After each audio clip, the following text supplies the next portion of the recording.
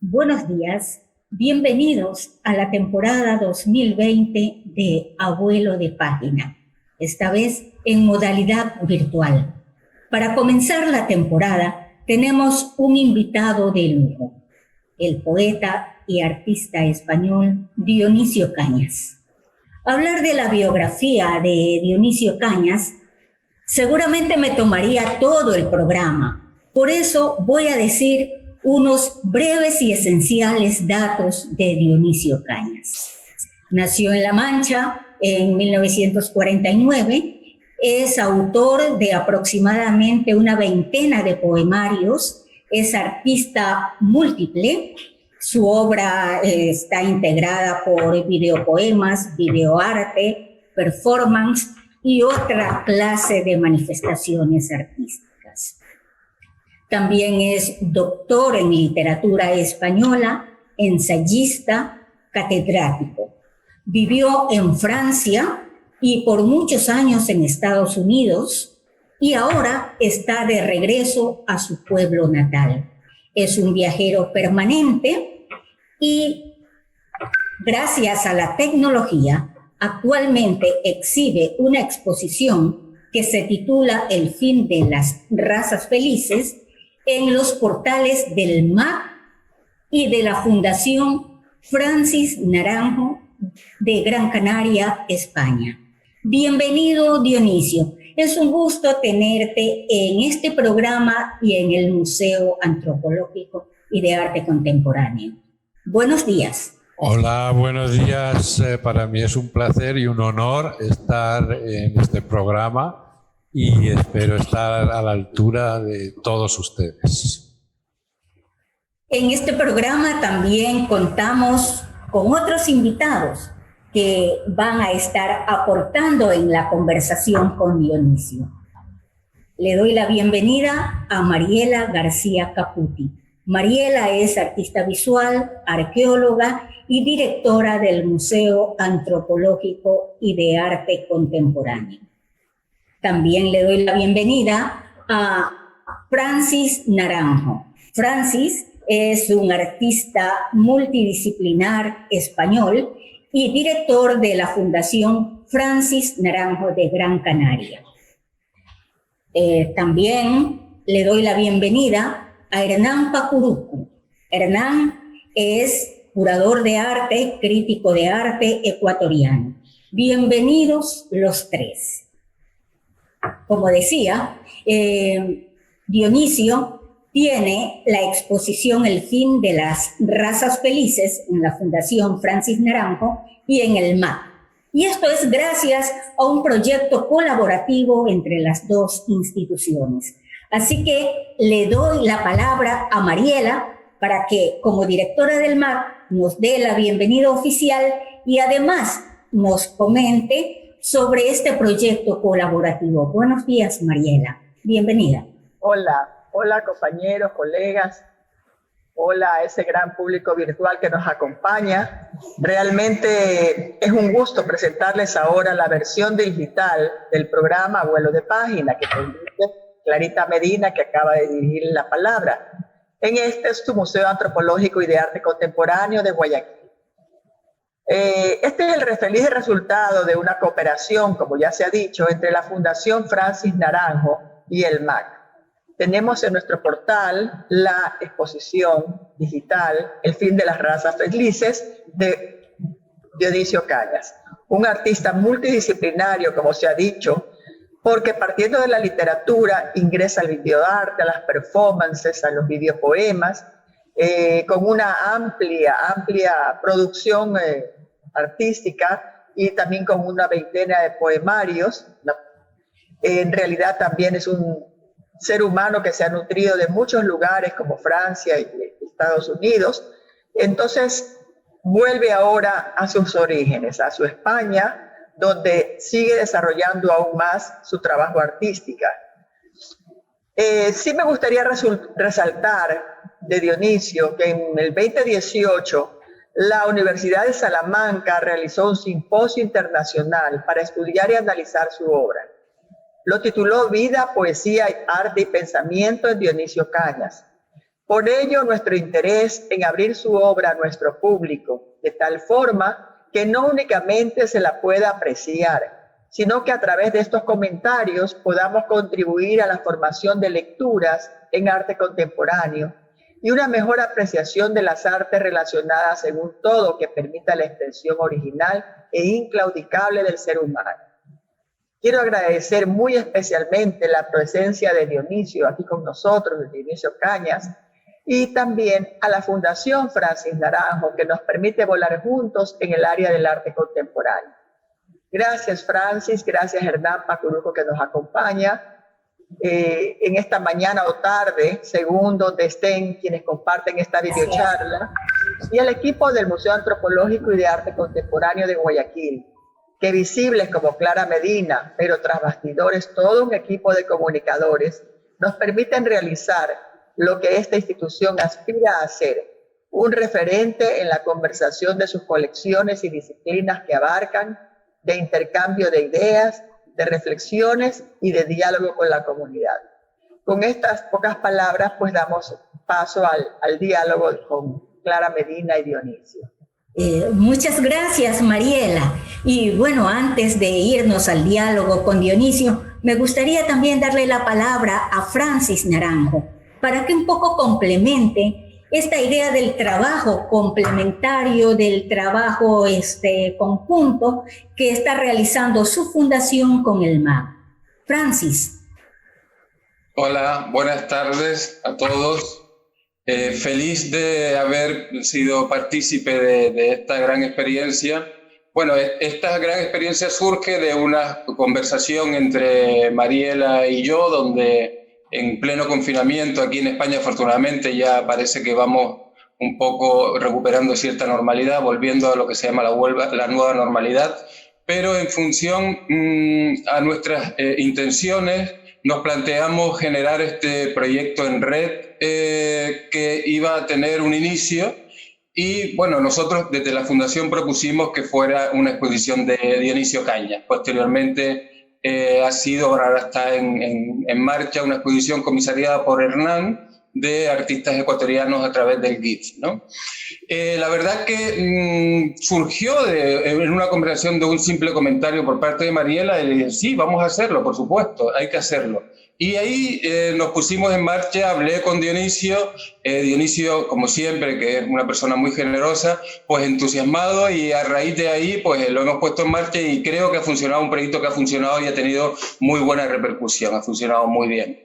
La verdad que la relación con el MAC, con todo el tejido profesional ha sido maravillosa, y bueno, y con Dionisio y con todo hasta ahora ha sido, y con Hernán, o sea, todo ha sido una delicia.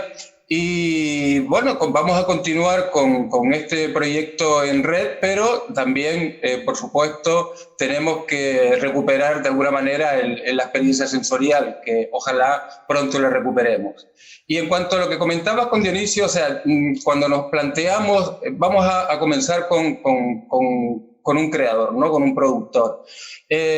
Valoramos que Dionisio era la persona idónea, entre otras cosas, por esa actitud polifacética que mantiene alrededor de la producción, ¿no? Y también porque nos parece que sus propuestas en muchos casos es un grito a la libertad, algo que necesitamos en este momento, ¿no? Y de alguna manera necesitamos desnudarnos, tal como estamos ahora todos en este diálogo, para adentrarnos en esos nuevos procesos que son bien interesantes, porque son procesos que están latentes, pero que en muchas ocasiones los hemos desescuchado, ¿no? El propósito de este proyecto, a través de todas las producciones de Dionisio, tanto como de poesía, de videoarte, de las acciones, de las colaboraciones y demás, tiene una producción bien variada, pero bien potente, y yo creo que a través de ella nos puede enganchar a descubrir esas nuevas actitudes latentes que en este momento de confinamiento quizás las tengamos más presentes y podamos acudir a ellas o prestarle más atención. O sea, yo lo que pretendíamos es que también a través de las propuestas de Dionisio se generara un área de debate y un área de autoconstrucción de nosotros mismos para tratar de entendernos un poco más. Y muchas gracias, Francis. Gracias. Ahora le doy la palabra a Hernán. Hernán, que es curador y colabora con las dos instituciones, con el MAC y con la Fundación Francis Naranjo, y que de alguna manera también ha sido un puente. Bienvenido, Hernán. Coméntanos un poco tu experiencia. Buenos días y buenas tardes, como dijo Marielita, de acuerdo al horario de cada uno de los asistentes. Primero, gracias por el tiempo que se toma la gente, el público, en escucharnos. En realidad, en tiempos de crisis como en el actual, dedicarle un tiempo al arte, al pensamiento artístico y al pensamiento estético es un logro. En realidad, en un tiempo en donde ni siquiera sabemos, es un tiempo de total incertidumbre, ¿verdad? Primero quería agradecer al público que se toma la molestia de escucharnos. En segundo lugar, gracias a Mariela García del MAG y a Francis Naranjo de la Fundación Francis Naranjo por esta oportunidad, porque estamos dándonos cuenta de los resultados ya tangibles de este convenio, ¿no? Proyectos como el de Dionisio, a cual le mando un fuerte abrazo, proyectos como el del GIV y el próximo que vendrán, juntos a esta anexo a esta conferencia, y un montón de producción de productos más que se están haciendo, creo que son ya una parte visible de todo ese gran esfuerzo de estas dos instituciones. Nada más me queda que agradecerles porque en realidad me han hecho parte de este proyecto. Gracias, Hernán. Quería hacer un inciso antes de que comenzaras con Dionisio, y es cierto que el verdadero puente para que todo esto haya ocurrido ha sido Hernán, por supuesto. Y quiero agradecerle a Hernán también todo lo que ha hecho, que es el ejecutor de todo este eje de conexiones. Muchas gracias, Hernán. Bueno, gracias. Y una vez que ya nos hemos presentado, que todos hemos tomado la palabra, ahora retornamos con nuestro invitado protagonista, que es Dionisio Cañas. Aquí vamos a comenzar el diálogo con Dionisio, y quiero iniciar con su retorno a los orígenes. Dionisio Cañas nació en Tomelloso, en La Mancha, luego se fue a Francia con su familia, allá vivió la parte de la infancia, la juventud, luego se va a Nueva York, en Nueva York vive más de 30 años, allá realiza su obra literaria, su obra artística. Luego, jubilado, regresa a Tomelloso, es decir, hace un viaje circular, regresa a sus orígenes. ¿Por qué ese retorno a los orígenes, Dionisio? Pues yo desde que llegué a Nueva York en los años 70 tenía claro que envejecer en Nueva York no era una buena idea. Nueva York no es un país para viejos como la película, en el sentido que en Nueva York o hay que tener mucho dinero o hay que ser muy joven. Entonces, cuando cumplí los 55 años, pues me prejubilé y me vine a la tierra. Pero más allá de eso, yo nunca me separé completamente, o sea, viví en una especie de nomadismo continuo entre el allí y el aquí, quiere decir, entre Nueva York y La Mancha.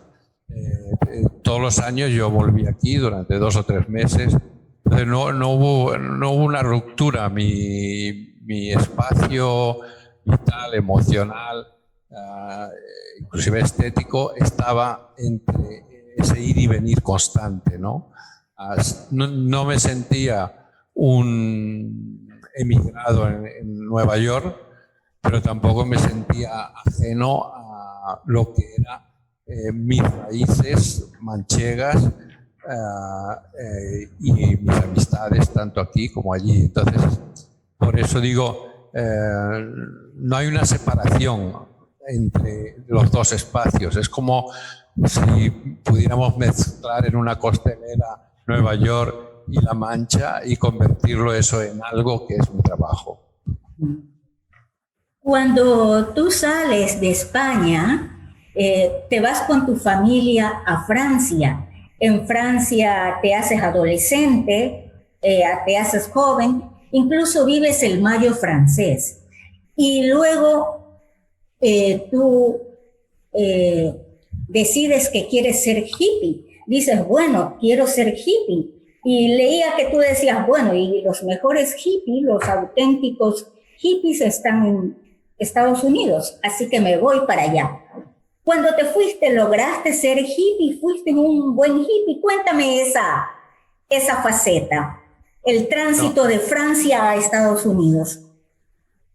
El tránsito fue que mi familia decidió volver a España, por un lado, y yo podía haberme quedado en Francia, pero ya en el año 69, o sea, hubo el mayo del 68, en el cual yo participé. Yo en aquel momento trabajaba en una fábrica, a la vez que estudiaba arte por la noche, ¿no? Entonces participé de una forma muy intensa y con una gran ilusión, pero luego fue una gran desilusión el mayo 68. Fue un fracaso realmente esa revolución, vamos a decir, ¿no? Y claro, volver a la España de aquel momento, que era una dictadura, la de Franco, no era mi predilección. Y conocí ahí a un crítico de poesía de origen cubano que vivía en Nueva York. En ese año mi padre murió en Francia, justo cuando yo cumplí los 20 años. Y gracias a esta conexión con este crítico, José Olivio Jiménez, me acogieron en Nueva York. Y entonces empecé a ir ya en el año 69, en diciembre fui por primera vez, y luego ya en el 72 me instalé en diciembre completamente en Nueva York. Empecé a trabajar en una librería, y a la vez que tenía esa especie de, vamos a decir, teatro del arte contemporáneo a mi alcance, claro. Perdón, Dionisio, ¿podrías colocarte mejor el micrófono? Sí, a ver, así, hablo más fuerte. Sí, así parece. Hablo más fuerte entonces. Ya. Bueno, entonces, pues para mí, claro, Manhattan, Nueva York, era el lugar ideal para un artista, ¿no? Pero no obstante, fui derivándome hacia la poesía, porque, bueno, pues empecé a conocer a muchos poetas latinoamericanos que vivían en Nueva York, y a la vez que empecé a conocer a poetas españoles. Y curiosamente, en el fondo, al vivir en Francia 10 años, yo había perdido casi el español escrito. O sea, yo recuperé la lengua en Nueva York, y la recuperé a través de la poesía, empezando por leer un gran poeta latinoamericano que fue César Vallejo. Fue leerlo y enamorarme de la poesía. Entonces, mi aspiración es a un mundo hippie, pues vamos a decir que los dejé de lado y decidí, tengo que ganarme la vida de alguna manera. Entonces, pues esto fue lo que hice. Me puse a trabajar en una librería allí y a estudiar para hacer una carrera dentro del ámbito de la literatura hispanoamericana y española, porque fue una mezcla, y sobre todo la latina también, la escrita en Nueva York, que, como digo, fue una experiencia fundamental para mí estar rodeado de poetas de toda Latinoamérica, con visiones y estéticas muy diferentes, en lugar de haberme quedado en España, que hubiera tenido quizás una visión mucho más restringida y más estrecha, vamos a decir, de lo que puede ser el fenómeno de la poesía e inclusive el arte en los años 70, ¿no? Yo te quería preguntar qué fue primero en ti, si fue la poesía o el arte, pero ya un poco me quedó claro que dijiste que cuando estabas en Francia estudiabas arte, pero cuando vas a Nueva York es que te encuentras con la poesía. Entonces, sí, sí, exactamente. O sea, yo en Nueva York, como descubro, vamos a decir, que una vía de expresión nueva para mí era el escribir poesía, a la vez que era un reto casi recuperar el idioma materno, que lo escuchaba en mi casa, en Francia siempre, pero a través de la escritura, ¿no? Y entonces el arte pasó a ser a un segundo plano, más bien, pues, viendo muchas galerías, porque en los 80, por ejemplo, en Nueva York era como el centro del arte mundial, ¿verdad? Y haciendo amigos dentro del mundo del arte a la vez que de la poesía, ¿no? Pero yo me di cuenta que el reto grande para mí en aquel momento, ¿no?, era recuperar la lengua a través de la poesía, ¿no? Y luego, ya en los 80, cuando España se libera del dictador Franco, ahí empiezan a venir jóvenes españoles, artistas que son muy diferentes a los que yo hubiera podido conocer en los años 70, y creo un grupo con otros dos artistas que se llamó Strugenband, un grupo de artistas, y ahí recupero mi vocación de artista. Vamos a decir, no un artista muy decorativo, sino más bien un artista muy comprometido con la sociedad y con la política en general. Como algo anecdótico, este era un bar al cual yo iba con mucha frecuencia y curiosamente se llamaba The White Rose Bar, el bar de la Rosa Blanca, o sea, que era un bar real, pero era un bar donde básicamente iban afroamericanos, o sea, iban negros. Entonces yo era pero era el bar que me gustaba. Y o sea, que el título es real, pero el poema tiene que ver con otras cosas. Oración en el bar de la Rosa Blanca. Madre, hemos visto el mundo y nos ha gustado. Hemos visto el mundo y nos ha dolido. Pero ahora queremos volver a tu vientre, ahora queremos ahogarnos en tus aguas para vernos morir desde dentro de ti. Madre, no dejes que las ratas nos ganen la carrera, no dejes que la vida que tanto quisimos se deshaga como una burbuja de jabón. No dejes que la luz tropical de los deseos se apaguen para siempre en mi pequeño corazón. Madre, yo sueño con un mundo de máquinas solares, un mundo donde desnudas se amen las edades, un mundo donde el sabio hable con los burros, donde la música de las gallinas sea tan hermosa que en las salas de conciertos solo se oiga su canción. Madre, cuando llegue la hora, si es que la hora llega, preparemos una cena estupenda para que esperar solitos en el fondo oscuro de no verse jamás. Mi amo, ha dicho el perro, y la madre ha entendido que se aman y juntos han bebido el vino de los domingos. Santa alegría, el cielo no consuela, madre, cuando cansados de tanto andar, ya solo queremos ver los campos donde la luz reposa sobre los cuerpos que nunca probaremos. Escucha mis palabras, acepta esta oración.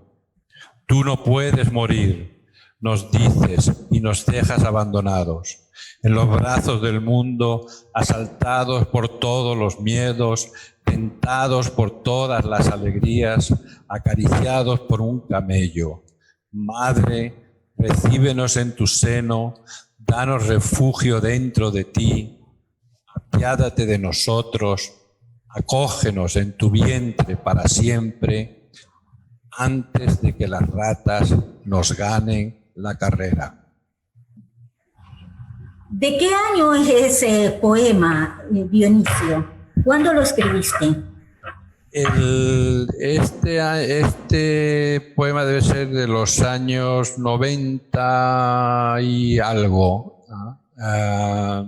Yo entre los años 80 y 90 tenía una intensa vida como académico, pero tenía una más intensa vida poética en el submundo de Manhattan, de Nueva York. O sea que mi vida estaba dividida entre el mundo como digo, académico, porque me tenía que ganar la vida de alguna manera, y el mundo de los poetas, ya estaba funcionando todo el rap, todo este movimiento afroamericano y latino. Entonces eran dos mundos muy diferentes y para mí la poesía básicamente estaba relacionada con este mundo de bares y lugares nocturnos y reuniones de poetas. Bueno, y tu poesía ha ido evolucionando a lo largo de los años. O sea, tú tienes una poesía de autor, pero luego también has hecho que la poesía se mezcle con tu arte, y en este proyecto artístico desaparece la voz del autor, desaparece el autor, y en vez de hacer una poesía autoral, haces un proyecto que se llama El Gran Poema de Nadie. Me gustaría que hablaras un poco de esa transición de una poesía individualista, individual, tal vez muy intimista, a una poesía colectiva. Pues sí, en efecto, ya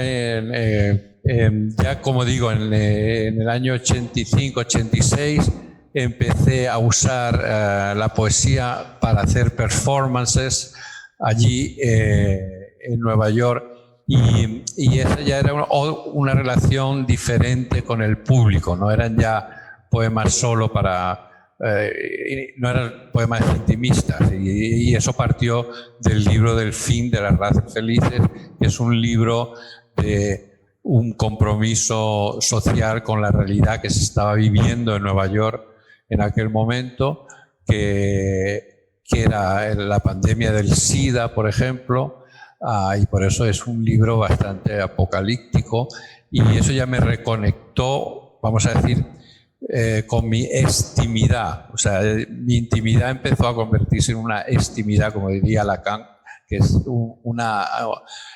los otros eran más importantes que lo que yo pudiera hacer, ¿no?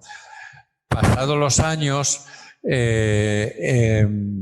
me pidieron en la Facultad de Bellas Artes de Cuenca una performance, una intervención, y yo ahí decidí que quería hacer este taller, acción, que es el Gran Poema de Nadie.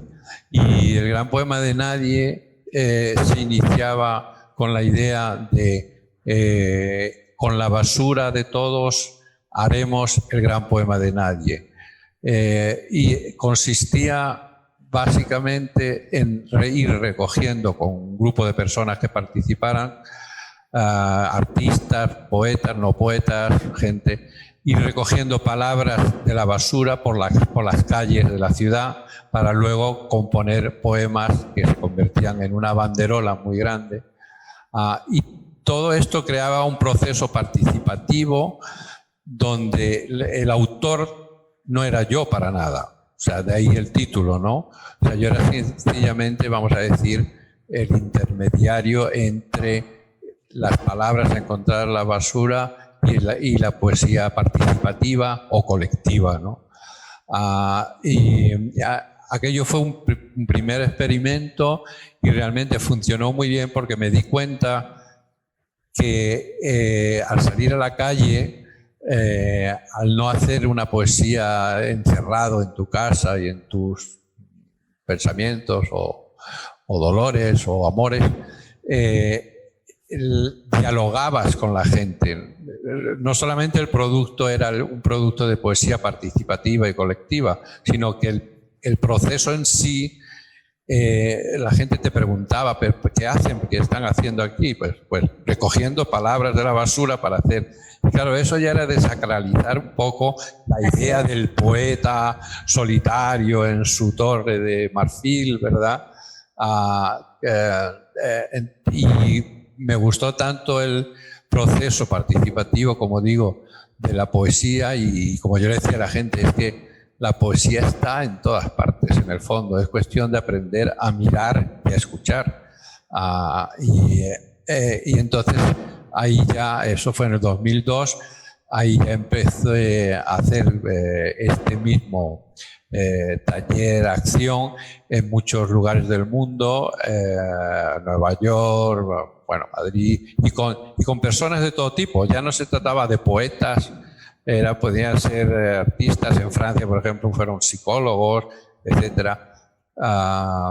Pero para mí era muy interesante porque cada taller, cada acción era diferente a la larga y se planteaban temas y problemas que no se pueden plantear solamente o tan fácilmente con un libro que tú lo sueltas ahí y no sabes nada de los que los lectores piensan, ¿no? Ahí era un diálogo constante, y culminó este diálogo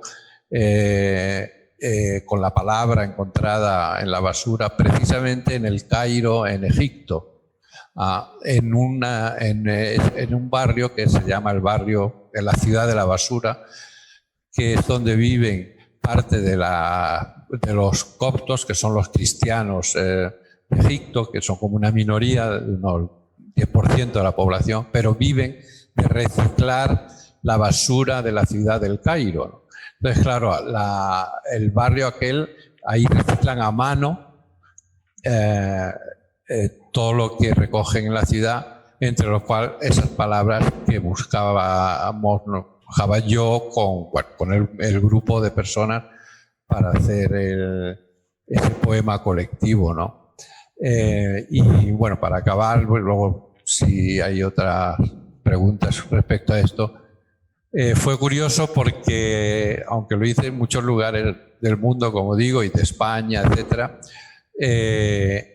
en la ciudad de la basura fue donde se complicó más la idea de poder coger palabras, porque como era el material que para esas personas les servía para vivir, porque era recoger la basura para reciclar y luego venderla, pues a veces eran un poco reticentes a darte una caja, por ejemplo, ¿no? Aunque luego fue maravilloso. O sea, luego... Y fue muy interesante ver a la gente decir orgullosamente, qué bonito que podemos hacer con este material algo atractivo, estético, que nos alegra la vida, ¿no? Y por último, otra experiencia que fue en Marruecos, que para mí también fue preciosa. O sea, francamente, cada vez que he hecho este taller, he aprendido algo, que eso también es muy importante para mí. De la gente de la calle, de los estudiantes, de todo el mundo, pero sobre todo de la gente de la calle. En Marruecos fuimos a un mercado y claro, allí había que hacerlo en árabe, una lengua que empecé a aprender aquí en España hace 10 años. Y vino una señora en el mercado, pues toda con su velo, toda cubierta, no sé cuánto, y se acercó a nosotros y nos preguntó en francés qué hacíamos. Y decíamos, no, pues recoger palabras para hacer un poema.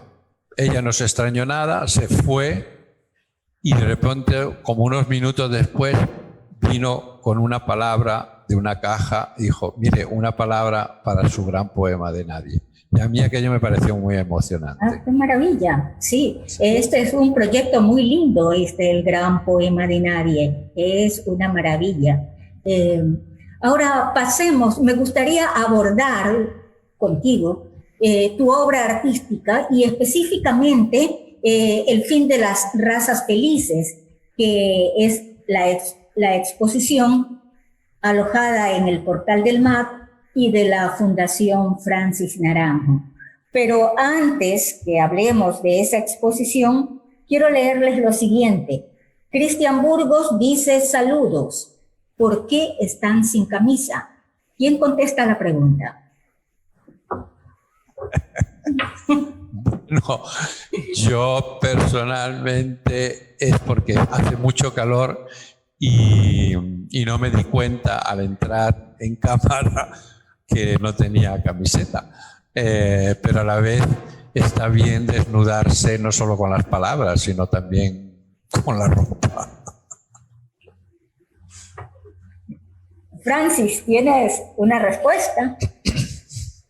Bueno, yo lo que comentaba inicialmente, o sea, cuando veo a Dionisio sin camiseta, le digo: oye, Dionisio, que anda sin camiseta. Dice: sí, pero es que hace calor y no me había dado cuenta. Y digo: bueno, pues yo creo que es buena idea continuar sin camiseta todos y de alguna manera también hablar de esa desnudez que significa ese otro lado nuestro que está muy relacionado con la espiritualidad. La espiritualidad siempre anda desnuda.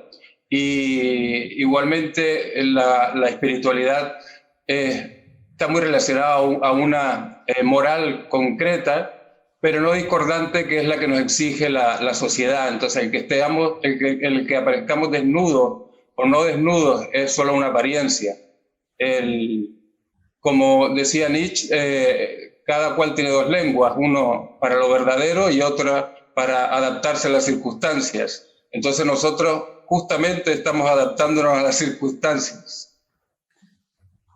Muy bien, ahora hablemos de El fin de las razas felices.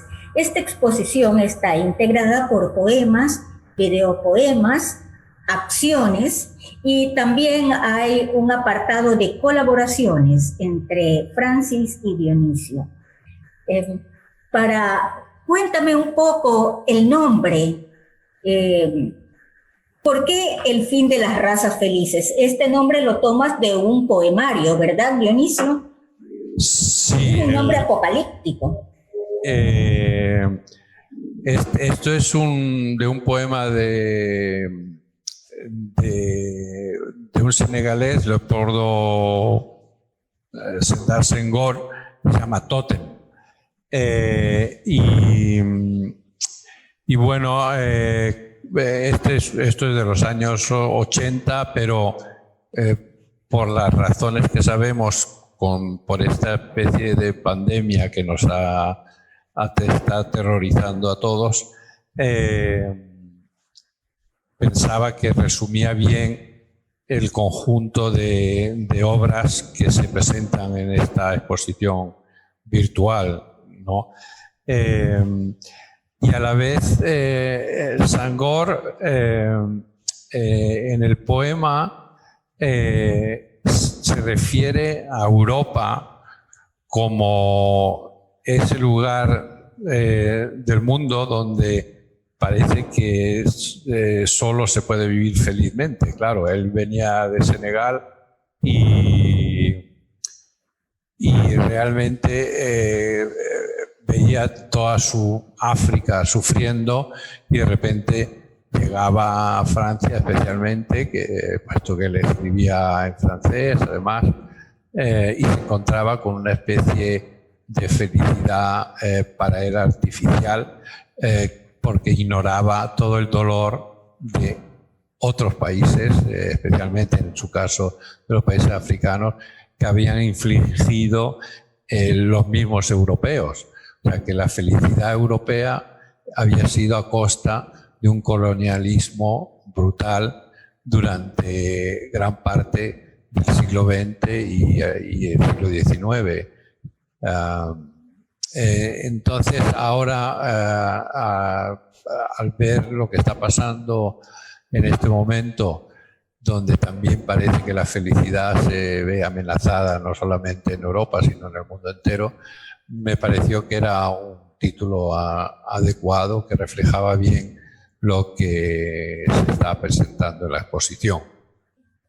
Veamos un video, una de las obras de la exposición. Aquí José Luis nos tiene listo y ya el video.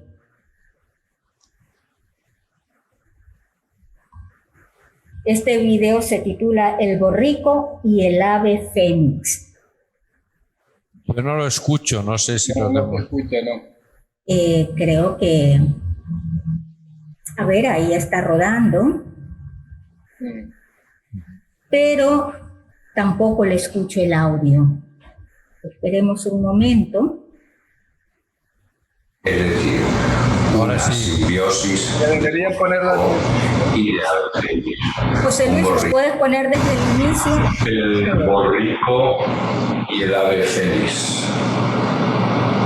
Todo indica que el arte contemporáneo es la metamorfosis de un borrico en ave fénix y de un ave fénix en borrico.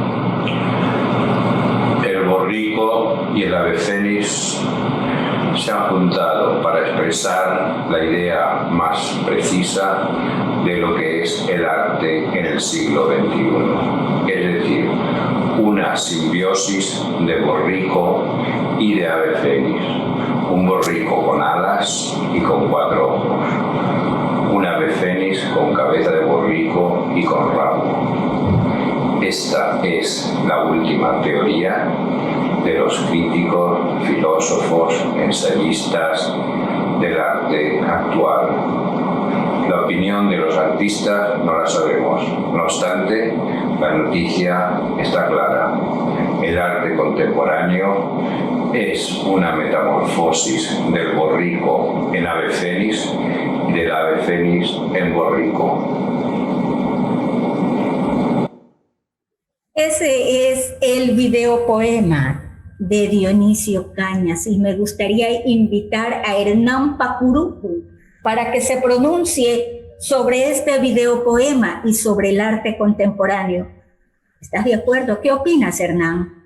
Muy bien, yo opino que el arte contemporáneo es un borrico con una simbiosis de ave fénix. No, mira, quería hablar de algo muy interesante que resume todo lo que estamos haciendo ahora y que incluso podría de alguna u otra manera justificar o responder a la pregunta de qué hacemos desnudos, ¿no? Y esto se lo encuentra muy, muy claramente en todo el proceso que ya nos está contando de Dionisio. Esto empieza, o sea, es decir, este recorrido de la palabra a la imagen, ¿no? Entonces, claro, hay ahí un tema que parte de la historia del arte en donde, por ejemplo, Adorno diría en su estética negativa, diría, es evidente que nada en arte es evidente, ¿no? Y esto se hace presente justamente el momento que las artes plásticas derivan en artes multidisciplinares. Ya desde Duchamp para adelante empieza toda esta implosión de técnicas, de estilos, tendencias y que luego después se radicalizan más con la fusión de otras disciplinas. Entonces, claro, a mí me interesa, tal vez sea solo mi interés, pero me interesó mucho ver cómo la palabra cobra un sentido dentro de la historia que es muy fuerte, pero que le sobrepone a la visualidad. Voy a poner una serie de ejemplos. Cuando yo digo, te lo juro que me obligaron a mí a sacarme la camiseta. ¿Dónde te lo firmo? Ese "dónde te lo firmo" es una evidencia de un documento y el documento es escritura y la escritura es real y la escritura es confiable. En la legalidad recién el video recién está tomando fuerza, es decir, antes de que se construyan las leyes para el video, un video de un asesinato no era argumento legal. Pero si es que yo decía me están matando y firmaba que me están matando, sí valía el documento. Entonces siempre, otro ejemplo más, cuando vemos una enciclopedia, la gran imagen está ahí, pero esa imagen no es nada si no está acompañada con el texto explicativo. Entonces el texto posee el poder que no posee la imagen. A mí me interesa mucho cómo en Dionisio esto va transversándose, ¿no? Y cómo se va mutando. Entonces la palabra deja de ser tal para convertirse en imagen. Y justamente lo que estamos haciendo ahora es eso. Una conferencia en donde vamos a escuchar palabras, les damos una tonalidad de imagen y resulta esto, ¿no? Resulta esto que podría también ser una conferencia de post-porno, pero no lo es. Y Francis, ¿tú qué opinas del video que acabamos de ver, del video poema El borrico y el ave fénix? Yo creo que es una reflexión bien oportuna, o sea, todos estamos hablando constantemente de la crisis que atraviesa el arte en general, o aquello que llamamos arte y que empezamos a determinar de otras maneras, ¿no? Entonces Dionisio está haciendo una reflexión desde la palabra, acompañado de la imagen, sobre algo que nos atañe bien mucho, o sea, es bien escueta la situación que él nos plantea, pero está bien amplificada en nuestra sociedad. O sea, yo creo que estamos viviendo una situación donde debemos plantearnos muchos conceptos o terminologías que empleamos hasta ahora con cierto uso, que ahora por ciertas circunstancias se empieza a tergiversar y empiezan a socializarse de otra manera, entendiéndola de otra manera. Luego Dionisio también ahí en el pequeño relato habla de una serie de componentes sociales que están relacionados con aquello que llamamos arte.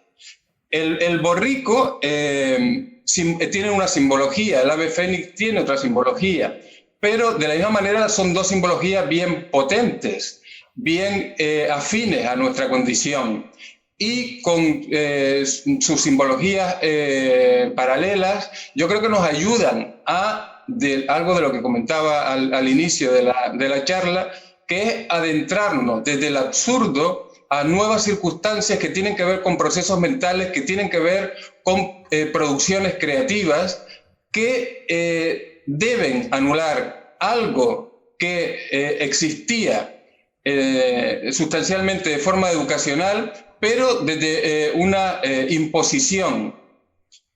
Ahora la cultura, o aquello que llamamos arte, y empezamos a llamar, por ejemplo, producciones, empiezan a socializarse y empiezan a entenderse desde otra perspectiva, desde otra manera. La emoción contenida se empieza a expandir hacia otros territorios donde esa simbiosis de las que hablaba Dionisio me parece muy interesante. También lo que está atento o no está atento a estos procesos también tienen que ver con la propia actividad creativa, pero siempre marcada por esos componentes de educación tradicional que nos obligan o nos incitan a tratar de entenderlo todo cuando no debemos entenderlo. O sea, por ejemplo, esta pieza de Dionisio no hay por qué entenderla, simplemente hay que interpretarla. ¿Y cómo se interpreta? En función a las experiencias vitales de cada uno.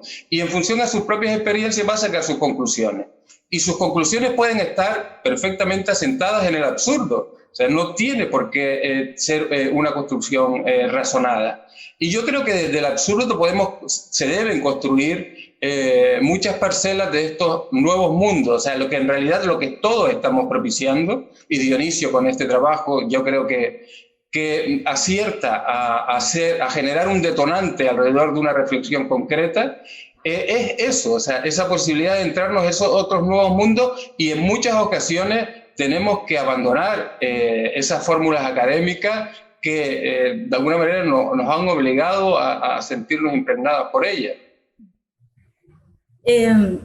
Tú conoces muy bien la obra de Dionisio porque también tienen un trabajo colaborativo, es un trabajo que ya tiene algunos años. Me gustaría que Dionisio me relate cómo fue el encuentro con Francis y desde cuándo colaboran, porque hacen proyectos conjuntos, obras.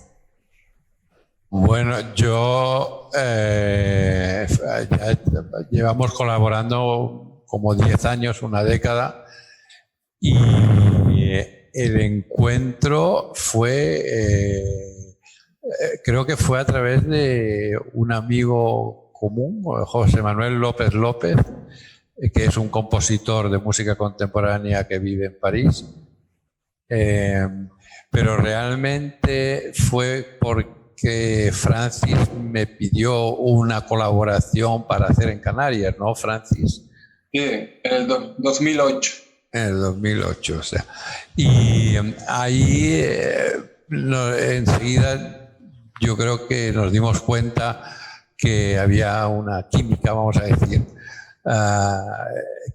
una simbiosis como la del borrico y el ave fénix. Yo sería el borrico y Francis el ave fénix, porque es más espiritual que yo, aunque ahora yo cada día me estoy convirtiendo más a otra espiritualidad, pero bueno, en fin, yo creo que hacíamos había una simbiosis ahí que era interesante. Y que para mí fue fundamental y ha sido fundamental en los últimos 10 años, ya digo, siendo él el ave fénix y yo el borrico.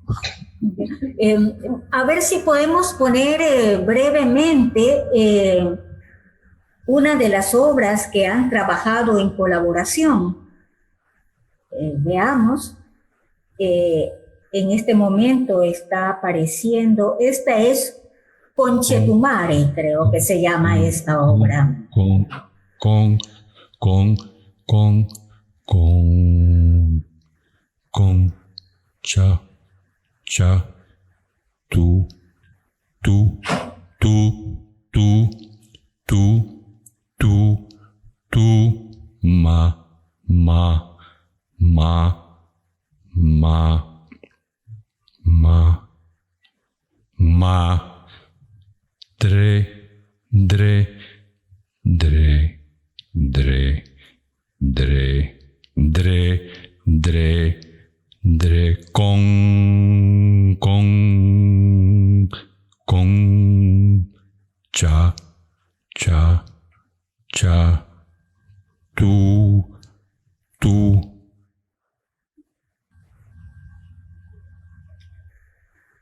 Vemos, este es un proyecto colaborativo. Cuando me dicen colaborativo, yo me digo, a ver, pero ¿dónde se nota la colaboración? Esa es tu voz, está jugando con la palabra. Y Francis, ¿cómo trabajaron?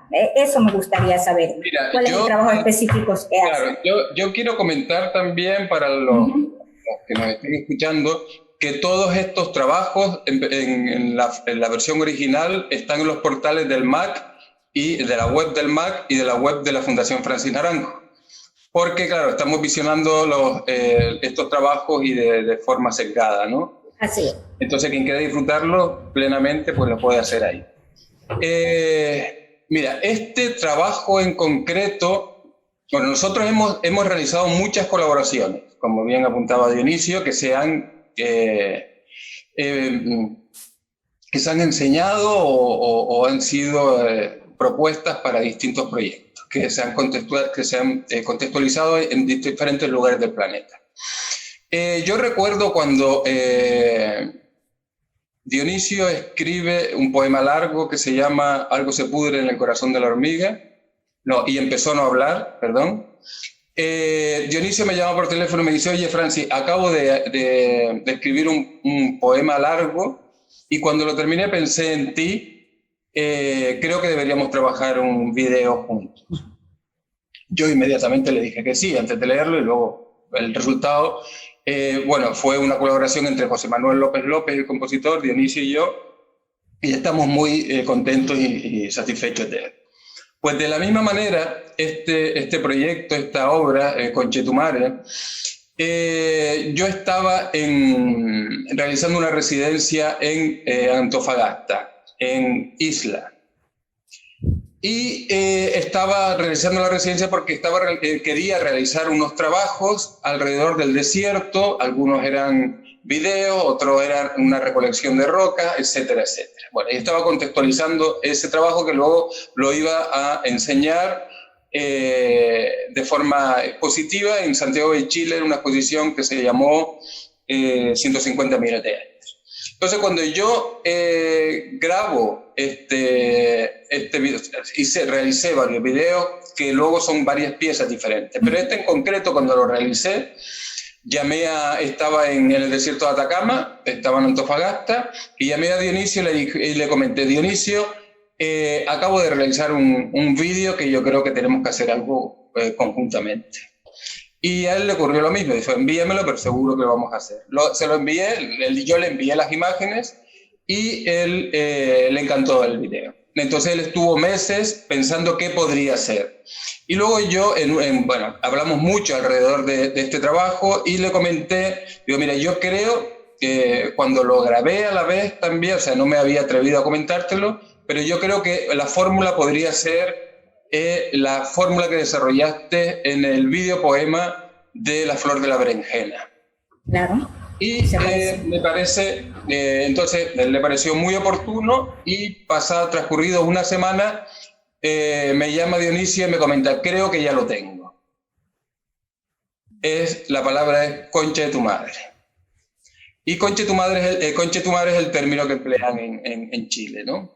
Y él construye una partitura para dialogar entre la imagen en movimiento, entre el juego de esa bandera apátrida, ese lugar insólito, sin referencias, y la palabra.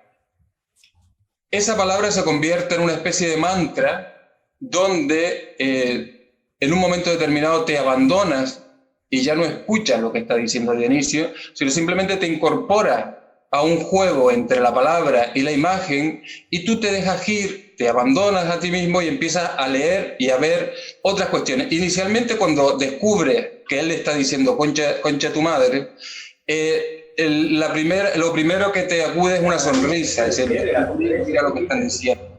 Pero luego más adelante te das cuenta de que no es algo como para sonreír, está hablando de algo mucho más trascendental. Y desde ese planteamiento que antes hablamos, desde lo absurdo, desde lo inconexo, nos adentramos en algo que tiene que ver con nuestra propia condición humana y nuestra propia relación entre nosotros, el paisaje, la naturaleza, el respeto, la palabra y el útero materno, también importante en todas estas propuestas relacionales. O sea, al final la madre siempre está presente. De la misma manera te puedo comentar que el poema que antes leyó Dionisio, Oración en el bar de la Rosa Blanca, yo lo utilicé en un trabajo que se llama Viaje a Tiahuanaco. Y ese viaje a Tiahuanaco es un homenaje que yo le hago también a mi madre. Yo he tenido una relación muy singular con mi madre desde siempre. Mi madre se separó durante la dictadura, se separó de mi padre estando embarazada de 3 meses de mí. Mi familia repudia a mi madre y yo fui el centro de atención de mi madre. Mi madre nunca sale de las Islas Canarias y yo fui su única obsesión. Entonces tuvimos una relación muy singular. Entonces cuando ella fallece, yo me quedo con parte de las cenizas y esas cenizas viajan con nosotros a Sudamérica, y en concreto hacemos un viaje un viaje ritual a Tiahuanaco, donde llevo las cenizas y donde se activa ese gran poema de Dionisio, que está dedicado a las madres o a su madre, desde un lugar tan insólito como ese antro del vicio que era el bar de la Rosa Blanca. Entonces, de alguna manera lo que tratamos es eso, o sea, de descontextualizar en este video Concha tu madre y adentrarnos en esa otra posibilidad que es aventurarnos en la libertad de ser tú mismo y enfrentarte a la obra en función a tus parámetros de acercamiento hacia un estado emocional concreto que eres tú. Así es. Dionisio, yo no sé lo que tú piensas. Sí. ¿Tenemos tiempo todavía? Ya estamos por terminar. Claro, nos habíamos planteado un diálogo de 1 hora y se nos ha ido la hora de una manera que no nos hemos dado cuenta.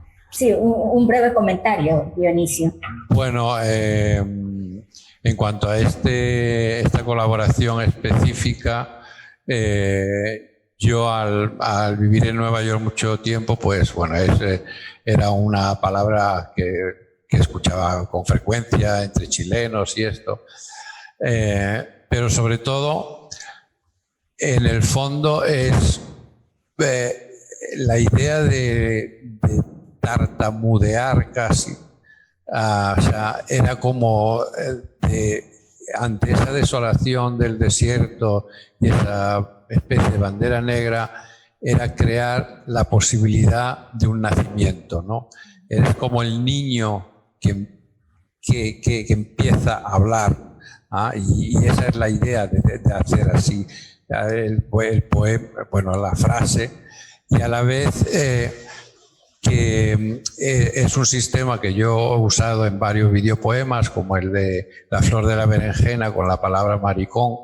Esto es contrastar la belleza, en este caso de la imagen, con unas palabras que pueden parecer soeces, pero que te hace disparar la mente y el pensamiento hacia otra cosa. En este caso, para mí, era la madre tierra. O sea, que, y acabo con esto, yo en mis videopoemas tengo que aclarar que un videopoema no es una persona leyendo un poema.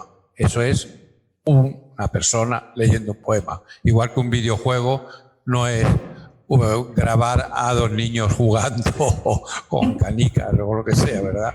Pues un videopoema es una mezcla, a veces de música, otras sin música, de palabra e imagen, pero no como una ilustración simple. O sea, yo podría haber dicho bandera negra, bandera negra, bandera negra, desierto, desierto, desierto, desierto, que es lo que la gente confunde con los videopoemas, porque la gente dice un videopoema y dice, y pasa la gaviota, y se ve pasar una gaviota. Eso no es un videopoema.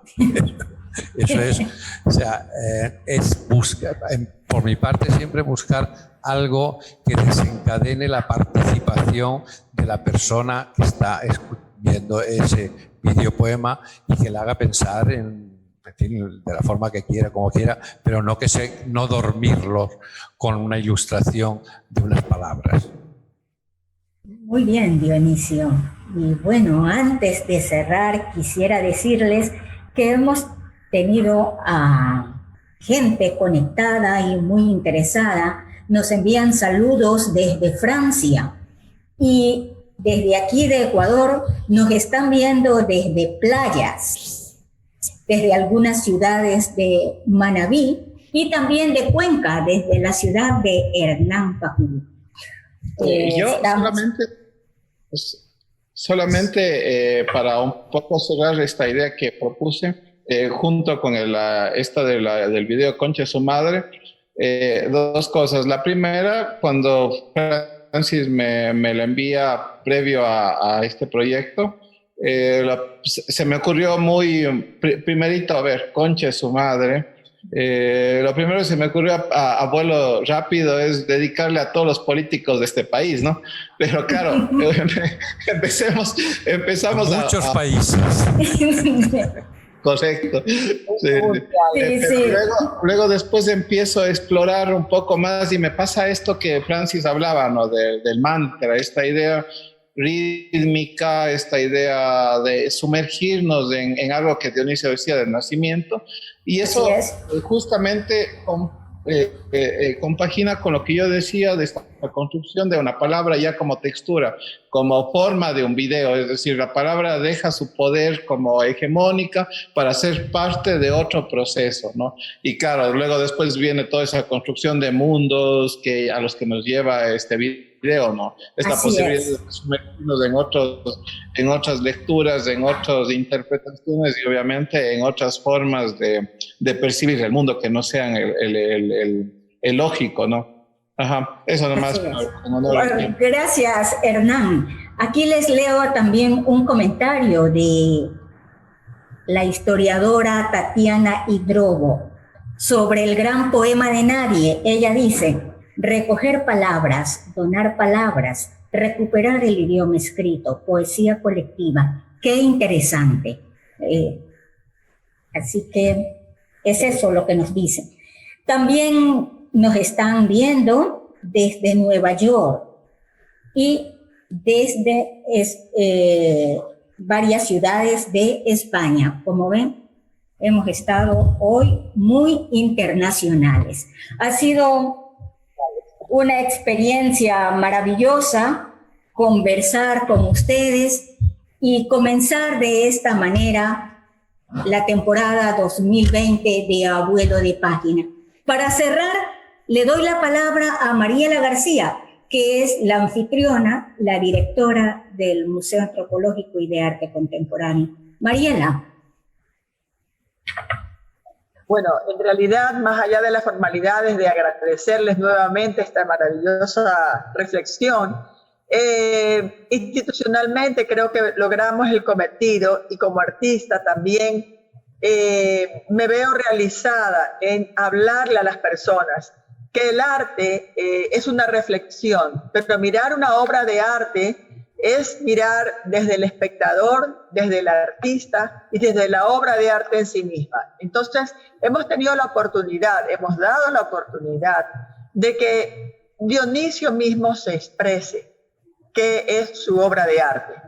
Pero eso no quiere decir que quienes vieron esto, quienes vimos esto, tengamos que pensar lo mismo, sino propiciar la reflexión. Entonces, por ejemplo, cuando hablas del borrico y del ave fénix, es la dualidad, es la trascendencia del ser humano, no en el sentido que el borrico es una cosa peyorativa, sino que es un punto básico de partida, como el alfa y el omega, hacia donde vamos a la ave fénix, ¿no? Con sus múltiples levantadas y caídas que tiene el ser humano. Entonces, esto es lo que nos da la riqueza del pensamiento del arte, ¿no? Yo creo que es muy importante también el poema de la madre, o sea, volver al útero materno, también es volver a la madre tierra. O sea, cuando estamos en arqueología vemos mucho este mundo dual, este mundo de mucha empatía o unidad con la tierra. El hombre no está separado de la tierra, ni la mujer menos. Somos constructores conjuntamente con nuestro entorno para un mejor modo de vida.